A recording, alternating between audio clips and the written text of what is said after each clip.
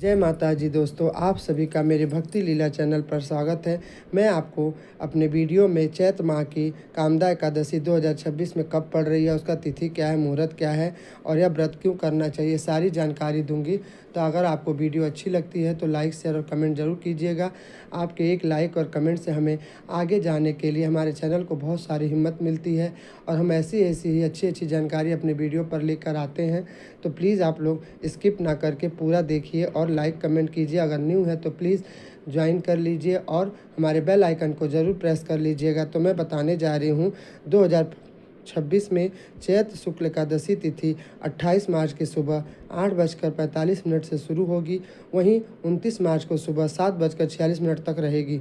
इसका उदय तिथि के अनुसार यह व्रत 29 मार्च को ही किया जाएगा, क्योंकि हिंदू पंचांग में और पूजा पाठ में उदया तिथि का ही मान्य होता है। इसीलिए 29 मार्च को करना यह व्रत अति उत्तम होगा। यह दिन भगवान विष्णु को समर्पित होता है, जो सभी पापों से मुक्ति और मनोकामना की पूर्ति के लिए किया जाता है। तो एकादशी का व्रत हमें कैसे करना चाहिए सारा बताएंगे और व्रत का पारणा हमें कब करना चाहिए यह भी जानकारी देंगे। तो व्रत का पारणा 30 मार्च को सुबह 6:14 से लेकर 8:45 तक के बीच में हमें करना चाहिए। इस दिन हमें पूजा विधि कैसी करनी चाहिए यह भी हम जानकारी देने जा रहे हैं। तो इस दिन पूजा विधि के लिए हमें सुबह जल्दी उठकर अपने सारे कार्यों से निवृत्त होकर के घर को साफ सफाई करके भगवान विष्णु की पूजा करें, पीला वस्त्र धारण करें, भोग लगाएं और व्रत कथा सुनें।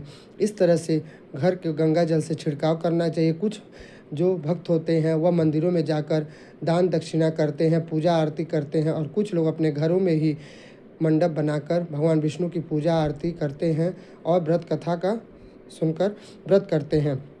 इस तरह से एकादशी व्रत कथा किस बारे में है ये भी जानकारी देने जा रही हूँ।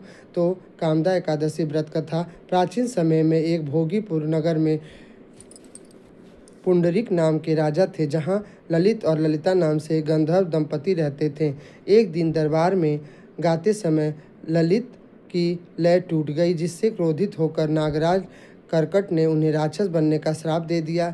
ललित को राक्षस बना देख उनकी पत्नी ललिता ने ऋषि श्रृंगी की शरण ली और ऋषि ने उन्हें देख उनकी पत्नी ललायती हो गई और चैत्र शुक्ल पक्ष की एकादशी को कामदा एकादशी का व्रत करने की सलाह दी। ललिता ने श्रद्धापूर्वक व्रत किया और इसके पुण्य से उनके पति को समर्पित किया गया, जिससे ललित का राक्षस योनि से मुक्ति मिली और वह पुनर्जन्म में गंधर्व रूप में आ गए। इस प्रकार व्रत कथा कामदा एकादशी की यही की जाती है। कहते हैं कि जो भी मनोकामना होती है भगवान विष्णु जी, माता लक्ष्मी जी की पूजा अर्चना करने से यह पूर्ण होती है। हमारे घर में सुख समृद्धि का वास होता है। और इस तरह से कामदा एकादशी व्रत करने के बाद हमें शाम को दीपक जलाकर आरती करनी चाहिए और भगवान विष्णु को भोग लगाकर ही उस व्रत से प्रसाद से अपना व्रत का फलाहार करना चाहिए और दूसरे दिन ही हमें दक्षिणा देकर व्रत करना आरंभ जो किया है उसका व्रत खोलना चाहिए।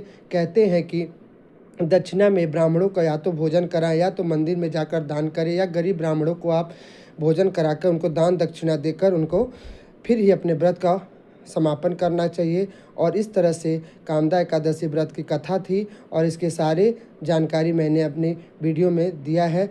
आशा करती हूँ कि आपको यह सब वीडियो हमारी पसंद आई होगी। तब तक के लिए जय माता जी, ओम नमो भगवते वासुदेवाय। मिलते हैं फिर अगली वीडियो में, तब तक के लिए राधे राधे।